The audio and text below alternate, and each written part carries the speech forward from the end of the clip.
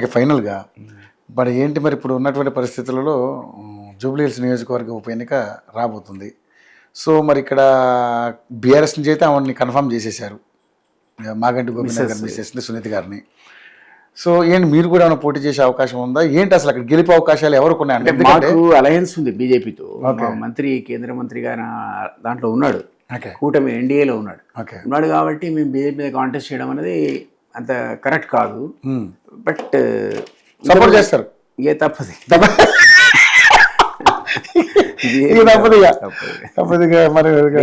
ఆ లాజిక్ లో చేయాల్సిన మా అంతటా మేము ఇంతకుముందు అంటే లోకల్ బాడీకి అంతా తిరిగి వచ్చి మేము ఎస్టాబ్లిష్ మేము ఉన్నామని చెప్పడానికి అక్కడే మాకు ఇబ్బంది ఉంటే, ఈ జూబ్లీస్ లో మేము ఎక్కడ పోయినట్టు ఇప్పుడు పోయినట్టు. సో అక్కడ మా అభ్యర్థిని ఎత్తుకొని మేము పెట్టాం కూడా అనవసరం కదా, అంటే అంత కరెక్ట్ అయితే కాదు. బీజేపీ విజయావకాశాలు దెబ్బతీసిన వాళ్ళం అవుతాం.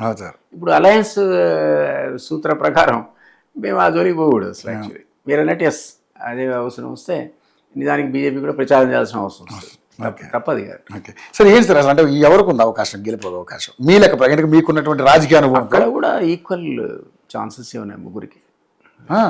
అంటే త్రిముఖ పోటీనే అక్కడ, త్రిముఖ పోటీ. ఎందుకంటే ఆశించిన స్థాయిలో సింపతి వేవ్ లేదు. బీఆర్ఎస్ వీక్ ఉంది యాజ్ ఇట్ ఈస్గానే మనకు తెలుసు. ఎలక్షన్స్ అవ్వక ముందు ఆ టైంలో 39 మంది ఎమ్మెల్యేలు గెలుచుకున్న టైంలో ఉన్న బీఆర్ఎస్ కాదు ఇది. ఇప్పుడు పుంజుకున్న మాట వాస్తవం అని అన్నట్టుగా. సో వాళ్ళు కూడా ఈక్వల్గానే ఉన్నారు అంతే. కానీ ఇప్పుడు బీఆర్ఎస్ కూడా చాలా గట్టిగా ప్రయత్నం చేస్తుంది ఈ గెలుపుతో మనం ఏంటని ప్రూవ్ చేసుకోవడం కోసం. వాళ్ళు కూడా ఛాలెంజే, ఎందుకంటే ఎంపీ ఎలక్షన్స్కి వచ్చేవరకల్లా ఎమ్మెల్యే జీరో అయిపోయారు. ఆ జీరో నుంచి మీరు రికవర్ అయ్యామని చెప్పుకోవడానికి మీకు ఇదే టెస్ట్, ఈ ఉప ఎన్నిక టెస్ట్ మీకు. అంటే వాళ్ళు హోరాహోరీ పోరాడతారు, అందులో అనుమానం లేదు. ప్లస్ కాంగ్రెస్కు అక్కడ డెఫినెట్లీ కాస్త సింపతి ఉంటుంది. బీజేపీకి కూడా మంచి అవకాశం ఉంటుంది అక్కడ. నేను అనేది ముగ్గురు ఈక్వల్గా ఉన్నారు. మనం చెప్పడం అనేది వాళ్ళ క్యాండిడేట్లు అయితే ఇంకా డిస్కస్ చెప్పాల్తాం, క్యాండిడేట్ పలానా అంటే మనం చెప్పాల్తాం. కానీ ఇప్పటికైతే కాంగ్రెస్ లో అయితే 4-5 పోటీ పడుతున్నారు, ఈ బీజేపీలో కూడా 2-3 కాంగ్రెస్ ని అదరుగుతునికి ఇస్తుంది అనుకున్నా. అప్పుడు ఎమ్మెల్సీ ఇచ్చారు కదా, ఆయన పేరు ఎగిరిపోయింది. మరి వాళ్ళు ఎవరిని కన్సిడర్ చేస్తారు? ఫిరోజ్ ఖాన్కి అవకాశం లేదు. ఫిరోజ్ ఖాన్కి అంటే మనం చెప్పలేం కానీ, బట్ ఈవెన్ దీనికి కూడా అంటే ఫిరోజ్ ఖాన్కి అవకాశం ఉంటుందని మొదటగా మేము కూడా అనుకున్నాం. కానీ అక్కడ ఆయన కూడా అవకాశం ఉంటుంది, ఎందుకంటే ఇక్కడ ఎంఐఎం అక్కడ వాళ్ళ పార్టీ ఇప్పుడు సంబంధించినటువంటి దాదాపు 130,000 ఓట్లు ఓన్లీ ముస్లిమ్స్ ఓట్సే ఉన్నాయని చెప్పేసి కథనాలు వస్తున్నాయి. సో నవీన్ యాదవ్ అనే కుర్రోడు కూడా బాగా గట్టిగా ప్రయత్నం చేస్తామన్నాడు. సో ఎక్కువ లుక్ అయితే నవీన్ యాదవ్ మీద ఉంది. అందుకని నేను ట్రయాంగులర్ గతంలో ఉన్న శక్తి బీఆర్ఎస్కి లేదు.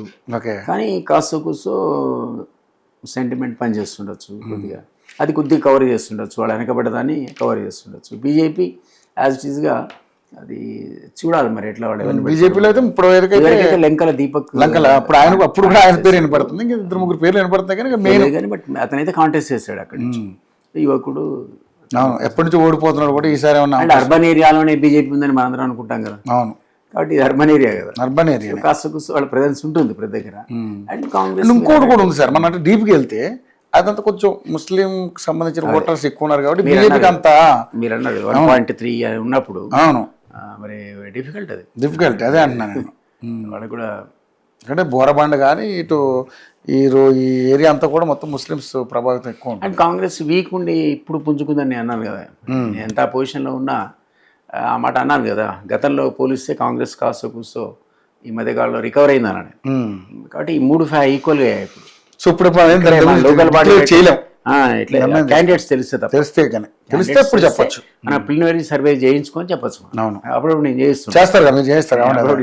ఈవెన్ కేసీఆర్ కూడా చేసి పెట్టాను. 10 ఎమ్మెల్యే నియోజకవర్గాలు 4 3 పార్లమెంట్ చేసి పెట్టారు సార్. సో ఆ నెట్వర్క్ మాకుంది ఇంకా. సో చేయిస్తాను నేను కూడా. నెక్స్ట్ విజిట్లో మీకు చెప్తాను తప్పకుండా సార్, తప్పకుండా.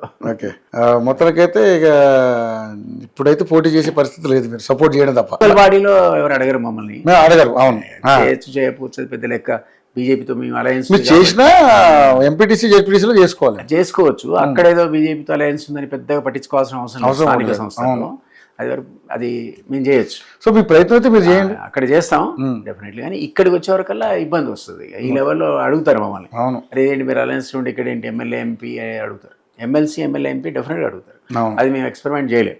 లోకల్ బాడీ డెఫినెట్లీ చేస్తాం, ఎందుకంటే దానికి మన అలయన్స్కి పోలేము, వాళ్ళు కూడా అడగరు, పట్టించుకోరు. పట్టించుకోరు లోకల్ ఇప్పుడే వచ్చాం కాబట్టి దే డోంట్ బాదర్. కాబట్టి మేము వీల్ వెంచర్ అక్కడ తప్పదు. సో జనరల్ ఎలక్షన్స్ కి సంస్థాగతం గట్టిగా ప్రయత్నం చేస్తాం. అప్పుడు అలయన్స్ కోసం అడుగుతాం సీట్లు ఎక్కువ ఇవ్వమని, వాళ్ళు ఇవ్వకపోతే మేము చేస్తాం, అది వేరే విషయం. అప్పటికి కన్సాలిడేషన్ అవుతుంది. 2 years గుడ్ టైం. ఇది ఈ బై ఎలక్షన్ చాలా ఎర్లీ మాకు. అది లోకల్ బాడీకే సిద్ధంగా లేమంటే దీనికి ఎక్కడ సిద్ధంగా ఉన్నాం? సో అది సాధ్యపడదు. ఇక్కడైతే మేము బీజేపీకే సపోర్ట్ చేస్తాం, అందులో మాకేం సెకండ్ థాట్ అవసరం లేదు. బట్ ఇక్కడికి వచ్చే వరకు కాంటాక్ట్ చేస్తాం local bodies. Thank you sir, thank you so much. మరిన్ని అప్డేట్స్ మళ్ళీ కలుసుకుందాం. Thank you so much.